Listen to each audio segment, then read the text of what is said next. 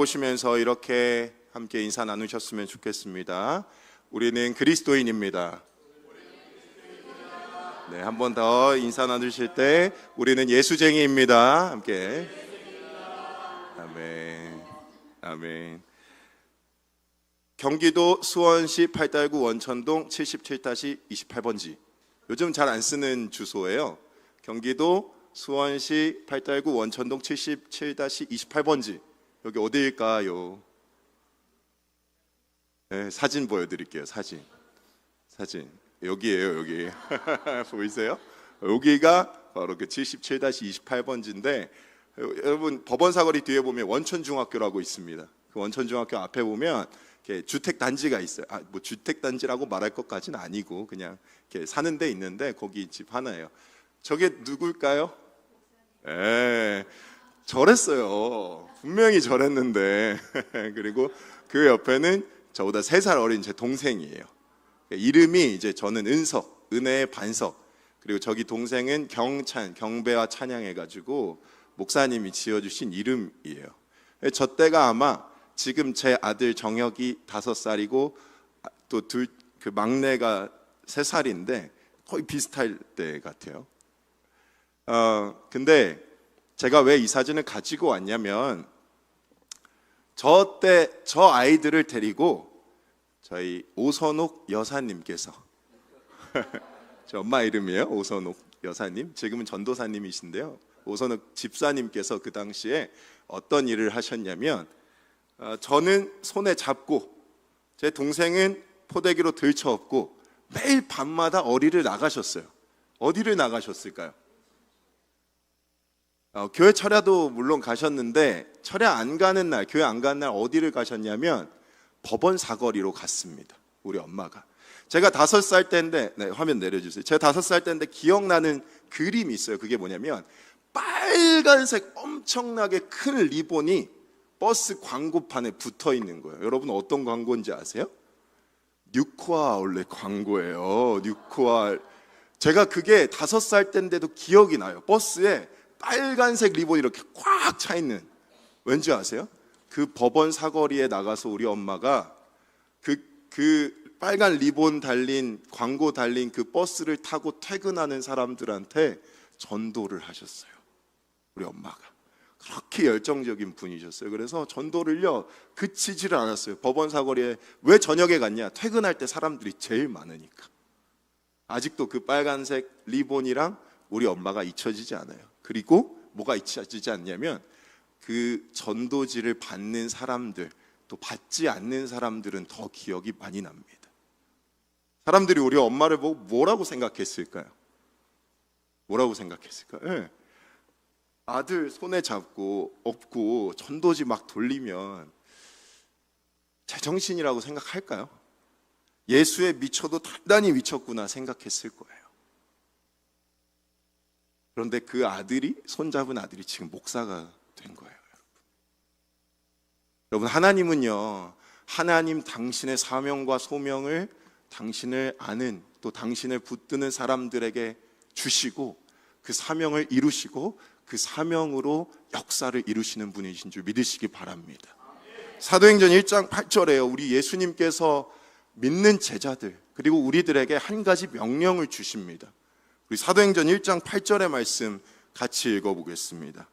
오직 성령이 너희에게 임하시면 너희가 권능을 받고 예루살렘과 온 유대와 사마리아와 땅끝까지 이르러 내 증인이 되리라 하시니라. 우리 예수님은요 우리에게 당신의 증인이 되라고 말씀하셨습니다. 먼저는 이 제자들, 사도들에게 말씀을 하셨는데 예수님은요 분명히 말씀하셨어요. 예루살렘, 온 유대, 사마리아와 땅끝까지 가라고요. 그런데 제자들은 예수님 말을 들었을까요? 안 들었을까요? 제자들은 예수님이랑 같이 3년 동안 있을 때는요 참 말을 안 들었어요. 그리고 예수님이 십자가를 지셨을 때도 예수님 곁에 단 한 명도 없었고 베드로는 저주했습니다. 그러면 예수님이 부활하셔서 승천하시기 직전에 나타나셔서 제자들한테 이 명령을 주셨으면 그때는 제자들이 어떻게 해야 될까요? 그때는 정확하게 듣고 이 명령을 들고 땅끝까지 가야 될 것이 아니겠습니까? 그런데 어디까지 갔을까요?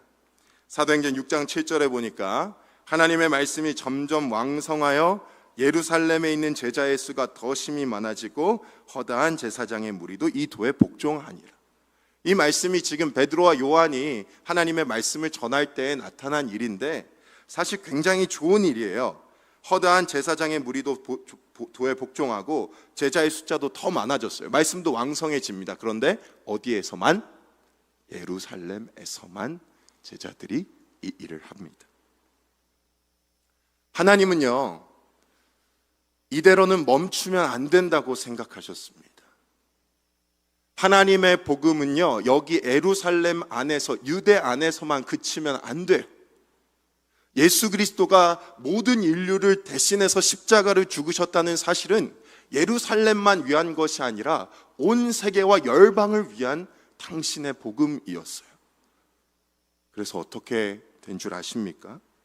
사도행전 8장 1절에 이런 기록이 있습니다. 우리 같이 한번 읽어보시죠. 사울은 그가 죽임당함을 마땅히 여기더라. 그날에 예루살렘에 있는 교회에 큰 박해가 있어 사도 외에는 다 유대와 사마리아 모든 땅으로 흩어집니다. 어떤 한 시점의 그날에 예루살렘에 있는 교회에 큰 박해가 시작이 됩니다. 그때서야 비로소 유대에 머물러 있던 복음이 사마리아 지역으로 옮겨 붙기 시작합니다. 그날이 언제일까요? 사도 사울이 그가 죽임당함을 마땅히 여긴 그날이 언제일까요? 바로 스데반이 죽임을 당한 그때입니다.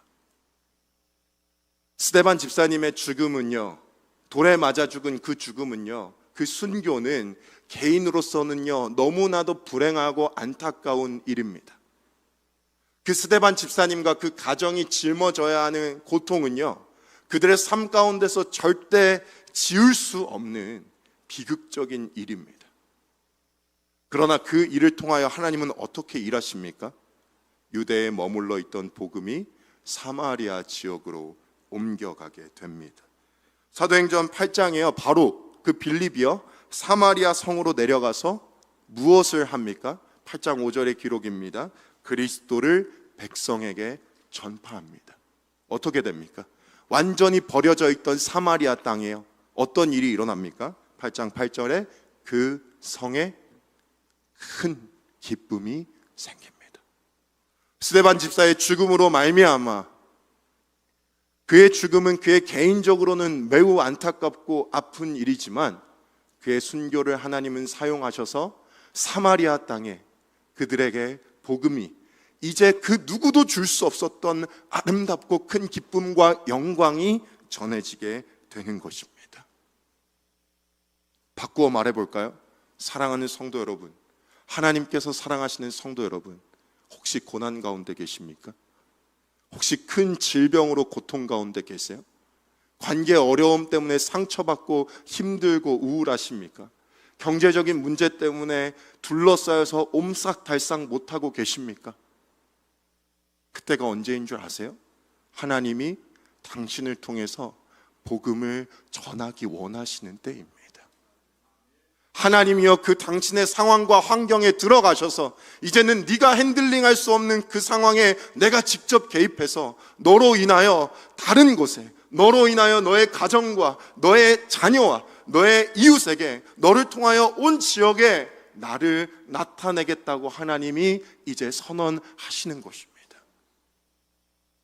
그렇기 때문에 우리 그리스도인들은 어려운 상황과 고난과 아픔 가운데서 주저앉을 것이 아니라, 하나님, 나의 이 상황을 통하여 당신은 무슨 일을 하고 싶으십니까? 하나님, 도대체 나는 지금의 어려움이 해석되지는 않는데 당신은 도대체 이것을 통하여 복음을 유대에서 사마리아로 옮긴 것처럼 어디에 당신의 기쁨을 나타내려 하십니까? 우리는 그렇게 주님 앞에 나아가야 할 것입니다. 오늘 본문으로 돌아올까요? 사도행전 11장 19절, 오늘 읽은 첫 본문은 이렇게 시작합니다. 그때에 스데반의 일로 일어난 환난으로 말미암아 흩어진 자들이 베니게와 구브로와 안디옥까지 이르러 유대인에게만 말씀을 전하는데, 이 스데반의 일로 일어난 환란으로 말미암아 이제 사람들이 많이 흩어집니다.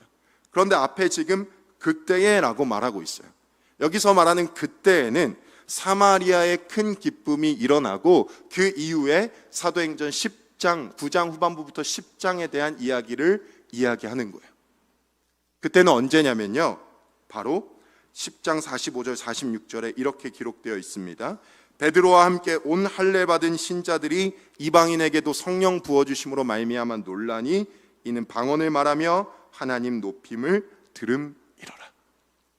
유대에서 사마리아까지 복음이 전해지기는 했습니다마는 이방인들이 성령의 역사를 경험하는 일은 굉장히 제한적이고 아직 그 소식이 들리지 않고 있었어요. 그런데 이 그때 하나님께서는 베드로라는 이 사도를 선택하셔서 어떻게 하시냐면 욥바로 가게 하시고, 그리고 애니아와 다비다를 만나게 하십니다. 그래서 하나님은요, 베드로 네가 얼마나 하나님의 능력으로 병든 사람을 고치고 죽은 사람을 일으킬 수 있는지를 직접 보여주세요. 그리고 나서 하나님이 그를 어디로 보내십니까? 이태리의 백부장인 고넬료라는 사람을 만나게 하십니다. 그가 어디 있었냐면 가이사랴라는 지역에 있었어요. 그는 이방인이죠. 그런데 하나님은 베드로와 고넬료 각각에게 환상을 보여주십니다. 베드로에게는요, 고넬료라는 이방인과 만날 수밖에 없는, 만나서만이 해석되는 환상을, 고넬료에게는요, 베드로가 지금 거기에 있으니까 불러와라는 음성을 주셔서 이 둘이 만나게 됩니다. 하나님으로부터 능력을 받은 사도가 이방인을 만나게 되고, 그리고 가이사랴의 고넬료가 자신의 집에 수많은 이방인들을 초대했는데 거기서 베드로가 이야기합니다. 우리 주 예수 그리스도께서 죄인된 우리를 위하여 죽으시고 다시 부활하셨는데 그것이 모두 우리를 위한 것이었다. 우리가 내가 죄인임을 고백하고 예수 그리스도를 믿으면 우리는 하나님의 자녀로 다시 살아갈 수 있다는 설교를 합니다. 그때 어떤 일이 일어나냐면 이방인에게 성령이 임하기 시작하는 거예요. 유대에 갇혔던 복음이요, 스데반의 순교 이후에 하나님은 사람들을 사용하셔서 그 사람들, 빌립과 베드로와 고넬료를 통하여서 이제는 유대뿐만 아니라 사마리아 그리고 가이사랴까지 하나님의 복음이 쫙 전달되게 하셨다는 거예요. 그런데 그때에 동시다발적으로 어떤 일이 일어나냐면, 다시 11장 19절 20절에 보면 스데반의 일로 일어난 환란으로 말미암아 흩어진 자들이 베니게와 구브로와 안디옥까지 이르러 유대인에게만 말씀을 전했어요. 일단 먼저는요, 베니게, 구브로, 안디옥까지 이 유대인들이 가기 시작하는데, 환란을 말미암아 흩어진 자들이, 예수 믿는 자들이, 이들이 유대인을 일단 전도하기 시작합니다. 사진 하나 보여드릴게요. 이 사진을 보시면 가장 아래에 지금 예루살렘이 있습니다. 그리고 가이사랴가 위에 있어요. 그리고 그 위에 보시면 시돈과 두로가 있습니다. 여기서 말하는 이 시돈과 두로가 오늘 본문이 말하는 베니게, 페니키아 지역입니다. 이 시돈과 두로를 묶어서 페니키아라고 하는 거예요. 지금 예루살렘에 있던 흩어진, 스데반의 환란으로 말미암아 흩어진 자들이 지금 저 시돈과 두로까지 올라갔다는 거예요. 거기서 멈추지 않고 어디까지 갑니까? 이 구브로와 안디옥까지. 구브로는 저기 보면 바보와 살람이라는 섬이 있어요. 지중해라는 곳 바로 위에, 저기가 구브로 키프로스 섬이에요. 지금 우리가 어제 오늘 보고 있는 본문이 바로 저 지역에서 일어나는 일들인데, 큐티에서 저 구브로까지, 그리고 저 위에 있는 안디옥까지 지금 복음이 전달되기 시작하는 거예요. 여러분 보세요. 예루살렘과 유대에만 갇혀있던 이 복음이 폭발적으로 지금 정말로 땅 끝까지 전해지고 있다, 이 말입니다. 그런데 한 가지 제한이 걸려요. 어떤 것? 유대인들에게만 지금 말씀이 전해지고 있어요. 그런데 하나님은 이방인에게도 베드로와 고넬료가 만나는 그 시점에 이방인들도 성령을 경험하게 하셔서 이제는 종족에 상관없이, 인종에 상관없이 모든 이들이 하나님의 나라를 경험하게 되는 것입니다. 여러분, 이 분위기가 지금 이해가 되세요? 이 사도행전을 읽으실 때 이 분위기가 이해가 돼야 돼요. 하나님의 복음이 지금 어느 정도로 급속하고 급진적으로 땅끝까지 전해지는 것을 여러분들 보셔야 한다는 것입니다. 그런데 20절에 보니까 그 중에 구브로와 구레네 몇 사람이 안디옥에 이르러 어떤 일을 합니까? 헬라인 이방 애들에게도 말해서 주 예수를 전파하기 시작합니다. 그런데 정말로 하나님의 일이 놀라운 것이 유대인에게만 전파됐던 그 복음이요 이방인에게 전파되기 시작합니다. 그런데 누구를 통해서요? 구브로와 구레네 몇 사람. 구브로는 아까 저희가 보았던 그 섬 가운데 섬을 말하는 거예요. 구레네는 어디냐면 밑에 아프리카 지역을 말하는 거예요. 여러분, 이 두 지역에 온 사람은 어떤 사람들입니까? 예루살렘 출신이 아니에요. 예수 그리스도가 죽고 부활하신 그 지역의 사람이 아니다 이 말입니다. 아웃사이더, 소외된 지역에, 복음으로부터 멀리 떨어진 지역에 있던 사람들인데 이들이 어떤 일을 하냐면 유대인들이 아닌 이방인들에게도 복음을 전하기 시작하는 거예요. 예수 그리스도의 복음을 전하는 그 사역, 땅끝까지 전하는 그 사역이 기득권층에서 시작된 것이 아니라 전혀 기득권층이 아닌 사람들, 아웃사이더, 바깥쪽에 있던 사람들에 의해서 시작된다는 것입니다. 사랑하는 성도 여러분, 예수 믿는 거요, 기득권을 포기해야 되는 거예요. 세상 살면서 예수 믿지 않아서 할 수 있는 많은 것들을 포기해야 돼요. 세상 살면서 예수를 믿는 것 때문에 불편해지는 것을 감수해야 돼요. 일단 보세요. 일주일 중에 하루를 포기해야 됩니다. 나의 물질도 포기하고 시간도 포기해야 돼요. 어떤 의미에서는 관계도 포기해야 됩니다. 그런데 여러분들, 이런 우리의 어떤 세상으로부터 우리는 분리되었으나 이런 우리로부터 어떤 일이 일어나는 줄 아십니까? 복음이 저 세상 가운데 전해지기 시작한다 이 말입니다. 사랑하는 성도 여러분, 메인스트림에 메이저 쪽에 들어가지 않아서 섭섭하세요? 저는 그랬어요. 내가 예수 안 믿었으면 좀 더 안락하고 좀 더 편안하고, 제가 이제 매주 주일 저녁에, 제가 월요일 날 쉬니까 주일 저녁에 농구하는 팀이 있어요. 저 영통의 어떤 농구 코트에서 하는데 25명 정도, 저보다 형님이 20명이에요. 제가 재밌겠어요? 전도하고 싶은 거예요. 사람들, 형님들. 근데 형님들요, 막 주일날 열심히 가족들 챙기고 놀다가 와요. 근데 보면요, 다 저보다는 훨씬 더 안락하고 경제적으로 윤택한 삶을 사는 것 같아 보여요. 여러분, 그런데 그들로는요, 하나님의 나라가 일어나지 않아요. 예수를 믿는 것 때문에 여러분 무언가를 포기했다고 생각하실 수도 있어요. 그런데 그것 때문에 하나님의 나라가 우리로부터 시작되는 것을 우리는 경험하게 될 것입니다. 여러분, 그래서 세상에서 소외받고 이웃들로부터 불편함을 겪는다고 해서 마이너한 사이드에 있다고 해서 전혀 위축되지 마십시오. 왠지 아십니까? 21절에 우리 같이 21절 읽어볼까요? 시작. 주의 손이 그들과 함께 하심에 수많은 사람들이 믿고 주께 돌아오더라. 어떻게 됩니까? 주의 손이 그들과 함께 하시는 거예요. 여러분, 주의 손이 우리와 함께 하시는 거예요. 저는 제 손으로 뭘 할 수 있을까요? 제가 힘이 좋으니까 이 손으로 집에 있는 힘 써야 되는 일을 합니다. 저희 아내의 손은 뭘 할까요? 맛있는 요리도 만들고 우리 딸 머리도 이렇게 따주고요. 여기 앞에 있는 우리 홍순주 집사님 손으로 뭘 하십니까? 교회의 아름다움을 위해서 막 섬기잖아요. 박수 한번 주세요. 네.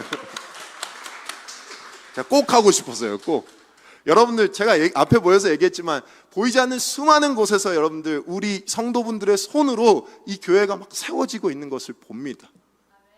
그런데 여러분, 하나님의 손은 무엇을 하고 계실 것입니까? 하나님의 그 능력의 손으로 하나님 뭘 하실까요? 우리가 세상으로부터 마이너한 곳에 있다고 생각하지만 이런 우리가요, 예수를 전하기 시작하면 하나님의 손이 일하기 시작하시는 거예요. 여러분, 질병이 치유되고요, 이 시대에 기적이 없다고 말하지만 여러분, 기적이 없습니까? 하나님이 일어나시면, 하나님이 일하시면 저 산이 이 산 가라고 해도 옮겨지는 거예요. 하나님의 능력은요, 비천한 자를요 가장 존귀한 곳으로 올리시는 거예요. 요셉은요 감옥에 있는 노예였지만 총리가 됩니다. 그 하나님의 역사는 그때만 일어날까요? 아니면 지금 2024년 지금도 여전히 하나님의 손은 일하고 계십니다. 사랑하는 성도 여러분, 주님을 위해서요, 주님의 이 말씀과 명령을 따라서 복음을 전하는 것을 두려워하지 마세요. 세상 저가 아무것도 아닙니다. 세상이 메이저고 우리가 마이너가 아니라요, 하나님이 메이저고 세상이 마이너한 것입니다. 그때 우리 그 하나님과 함께 동행한다면 주의 손의 능력을 우리는 경험하게 될 것입니다. 집안에서 여러분들 예수 믿는 사람 많으세요? 혹시 남편이 예수 안 믿으세요? 자식이 예수 안 믿으세요? 걱정하지 마세요. 그래서 집안에서 외로우세요? 여러분 외로울 수 있죠. 그러나 그 외로움을 뚫고 견디고 우리를 다시 하나님 앞으로 일으키고 다시 하나님 앞으로 오게 하고, 그래서 우리 가족에게 다시 나의 예수 믿는 삶을 보여준다고 하면 이 5월 가정의 달에 하나님께서 우리 가정에 당신의 손의 능력을 반드시 보여주실 것입니다. 아멘. 22절에요 예루살렘 교회가 이제 결단을 내립니다. 좀 이제 정신을 차려요. 22절에 보니까 예루살렘 교회가 이 사람들의 소문을 듣고 바나바를 안디옥까지 보냅니다. 이 바나바는요 예루살렘 교회에서 아주 핵심 멤버 중에 한 명이었어요. 그런데 이제 예루살렘 교회가 좀 정신을 차린 것 같아요. 왜? 베드로가요, 사실 제가 말씀드리진 않았지만 이 11장 전반부에 보시면요 예루살렘 교회에 선교 보고를 하러 들어갑니다. 그래서 고넬료와 가리사를 만나서 이방인들이 성령을 받았다는 것을 예루살렘 교회에 증언을 해요. 근데 예루살렘 교회는 뚱딴지 같은 얘기예요. 너 무할례자의 집에 들어갔냐? 너 할례 받지 않은 자의 집에 들어갔지? 지금 복음이 성령이 일하고 계시는데 율법을 가지고 지금 베드로를 정죄하고 있다 이 말이에요. 그때 베드로가 분연히 일어나서 하나님께서 나에게 보여주신 환상과 성령의 역사가 무엇인지를 딱 이야기해요. 그러니까 이제 예루살렘 교회도 정신을 딱 차려요. 그리고 바나바를 보냅니다. 저는 바나바를 보낸 이유가 두 가지라고 생각하는데, 첫 번째는 예루살렘 교회에서 핵심 멤버를 보내서 안디옥 교회에 정말로 건실한 교회 하나를 세우고자 하는 그런 열망이 이제 시작된 것 같아요. 두 번째는 여러분 바나바의 고향이 어디냐면 구브로 섬이에요. 그러니까 구브로 사람들을 통해서 복음이 막 전파됐으니까 그와 동양인 바나바를 보내서 그 교회를 세우는 것은 매우 지극히 자연스러운 일입니다. 23절에 보십시오. 이제 바나바가 그 안디옥에 이릅니다. 그리고 하나님의 은혜를 보고 기뻐하며 모든 사람에게 굳건한 마음으로 주와 함께 머물라고 권하기 시작합니다.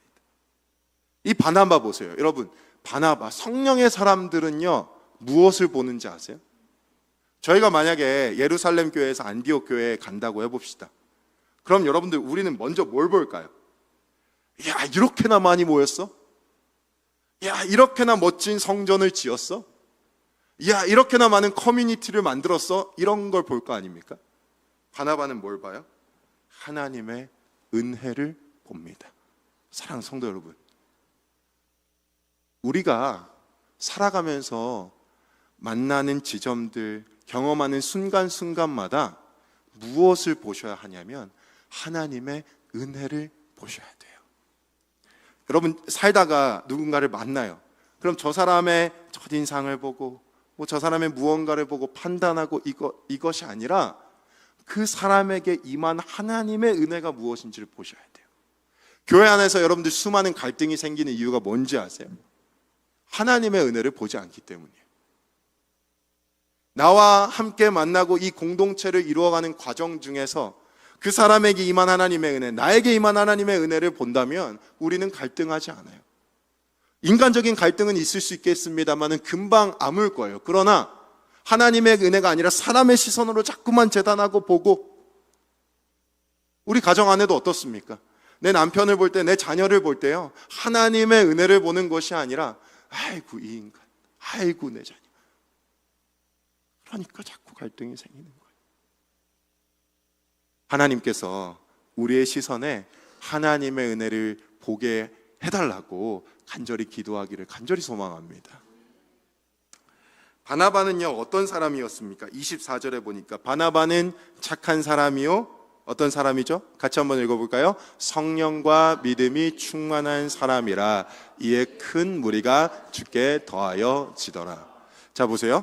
바나바는 어떤 사람이었냐면 착한 사람, 영어 성경에는 a good man, 선한 사람이라고 되어 있어요. 그리고 성령과 믿음이 충만한 사람이라서 어떤 결과가 이루어집니까? 바나바를 통하여 무리가 더하여 집니다. 이 무슨 뜻이에요? 저는 바나바와 같은 사람이었으면 좋겠어요.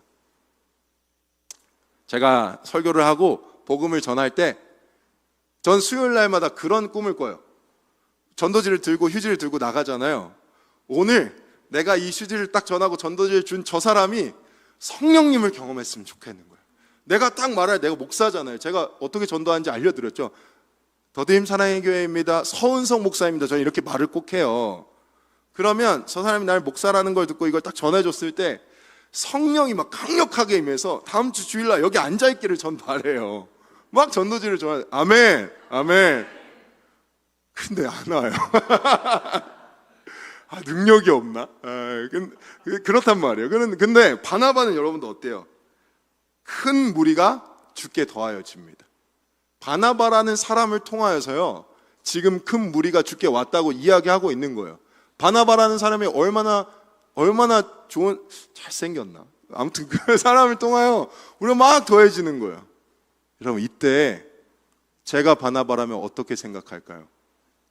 내가 바나바라면 내가 좀 능력이 있구나, 내가 좀 잘났구나, 아 다음번에는 내가 사람을 이렇게 많이 모았으니까 이렇게 좀 해봐야겠다, 이런 생각을 할 겁니다.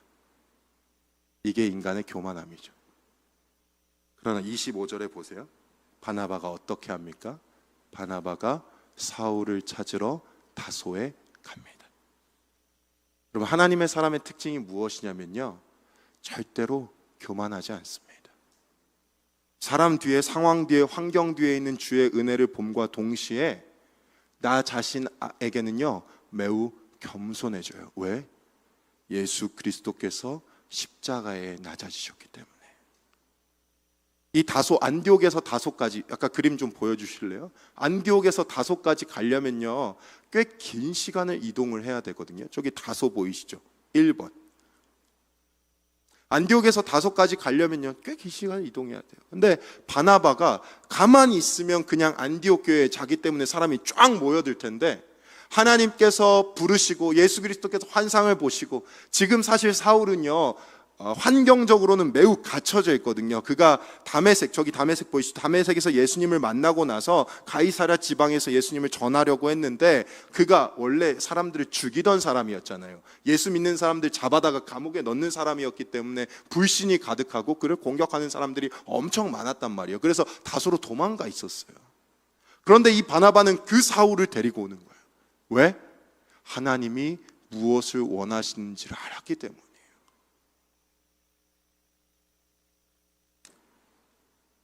26절 보시죠. 만남에 안디옥에 데리고 와서 둘이 교회에 1년간 모여있어 큰 무리를 가르칩니다. 큰 무리를 가르쳐요. 그리고 어떤 일이 일어납니까? 제자들이 안디옥에서 비로소 그리스도인이라 일컬음을 받게 됩니다. 바나바가 사울을 데리고 온 결과를 여러분들 보십시오. 어떤 결과가 일어납니까? 어떤 결과가 일어나요? 잘 보셔야 돼요. 본문을 잘 보셔야 돼요. 1년간 모여 있어 큰 무리를 가르쳤고 제자들이 비로소 안디옥에서 그리스도인이라 일컬음을 받게 됩니다. 어떤 변화가 일어나요? 무리에서 제자가 됩니다. 누가? 안디옥에 있던 사람들이. 왜? 바나바가 사울을 데리고 와서 가르쳤기 때문에. 이 바나바의 겸손을 통하여 어떤 일이 일어나는 거예요? 무리에서 제자가 되는 거예요. 그냥 모여있는 무리 정도에서 이제는 하나님의 교회가, 하나님의 사람들의 공동체가, 제자, 여러분 사도행전에서는요 제자라는 말을 잘 사용하지 않아요. 사도라는 말을 사용하죠. 여기서 제자라는 단어를 왜 썼을까요? 예수 그리스도와 3년 동안 동고동락한 그 상태가 되었다, 이 말입니다. 이제는 이들이여 예수 없이는 살 수 없고 예수로 인하여 살고 완전히 온전한 하나님의 사람으로 변화했다라는 것을 보여주는 거예요. 누구 때문에? 바나바 때문에. 그리고 그들이 비로소 이제 처음 그리스도인이라 일컬음을 받습니다. 사랑하는 성도 여러분, 오늘 본문을 쭉 읽어 내려가면서 여러분은 어떤 생각을 하십니까? 저는요, 이 본문에서 우리가 두 가지 축에서의 교훈을 받아야 한다고 생각해요. 첫 번째, 우리가요 세상 가운데서 마이너하다고 여기지만요, 하나님은요 그런 우리를 사용하셔서 세상 가운데 하나님의 나라를 이루실 것입니다. 하나님, 우리는요 우리 가정 중에서 비록 믿는 사람 나밖에 없다 할지라도 그런 나를 통하여서 우리 가정 가운데 하나님의 나라를 이루실 줄 믿습니다. 저희 엄마에게 한 번만 더 할게요. 우리 오선홍 여사님, 착할선의 구슬옥자거든요. 근데 진짜 착하게 생겼어요, 우리 엄마가. 다음번에 보여드릴게요.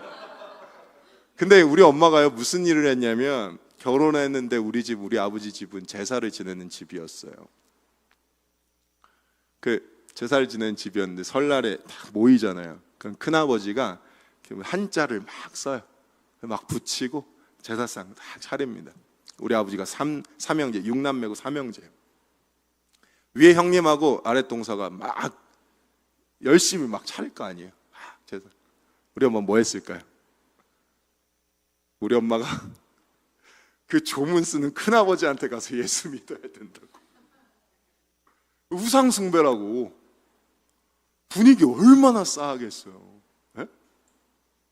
그 가끔 고모부도 오셨거든요. 그 고모부한테도 예수 믿어야 된다. 고모부, 그런 집에서 나랑 내 동생은 어떻겠어요? 우리 아버지 가만히 계시고, 엄마 덕분에 신앙생활 시작하셨거든요. 그랬어요. 그리고 이제 제사가 시작되면 엄마랑 저랑 아버지랑 이제 저희 가족 4명만 가장 이제 방으로 들어가요. 그 안에서 뭐 했을까요? 우리 엄마 이제 통성기도를 시작. 통성기도를 시작. 저는 사실 불만인 거예요. 첫 번째, 내 이름도 불만이에요. 난 은석인데 사실 우리 집은 배자 돌림이에요. 성배영, 국배영, 임배. 나는 은석이야. 너는 우리 집에서 별로 이 가문의 일원 같지 않은 느낌이 나는 거예요. 그런데 그 엄마, 여러분들, 우리 가족들 엄마 다 불편했겠지만요, 지금 어떤 일이 벌어졌냐면 이제 설날에 추석에 모여서 당일 아침에 예배를 드립니다. 마이너한 것 같아 보이잖아요. 둘째 며느리, 예수 안 제사 지내는 집에 예수 믿는 둘째 며느리, 얼마나 마이너합니까? 근데 그 한 사람을 통하여 가정의 예배가 이루어지기 시작하는 것입니다. 하나님은요 여러분들을 통하여 반드시 주의 손을 일으키실 것입니다. 아멘. 두 번째로, 반대 사이드에서요, 여러분 바나바라는 사람 보셨죠? 하나님 앞에서요 그는요 정말 괜찮은 사람이었어요. 착한 사람, 성령과 믿음이 충만한 사람, 예루살렘 교회가 안디옥으로 보낼 만큼 인정할 만한 사람. 우리 가운데도 그런 분들 많이 계시죠. 그러나 여러분, 주님 앞에서 겸손하셔야 합니다. 우리가 가진 것으로 교만하잖아요. 그래서 사람과 상황과 환경을 보고 판단하기 시작하고 주의 은혜를 보지 않으면 그 지점에서 우리는 그 다음 하나님의 부흥을 경험하지 못하게 될 거예요. 혹시 신앙생활 오래 하셨고 이뤄놓은 것이 좀 많은 것 같고 이제는 좀 안정적인 삶을 살아야 될 때가 됐다고 생각하시는데도 불구하고 하나님이 잘 경험되지 않으신다면 우리의 삶에 나의 여정을 돌아보아야 할 것입니다. 그리고 바나바의 자리로 여러분 가셔야 돼요.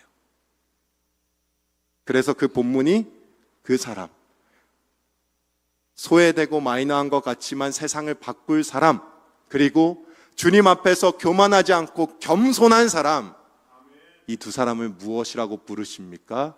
그리스도인, 예수쟁이라고 불러주시는 것입니다. 사랑하는 성도 여러분, 그래서 저는 한 가지 제안하고 싶습니다. 예수쟁이가 되는 것을 두려워하지 마시기 바랍니다. 이건 저에게도 이야기하는 거예요. 제가 그 일요일 주일날 일요일이라고 형들은 이야기하니까 그 형들한테요, 목사라고 아직 말을 못했어요.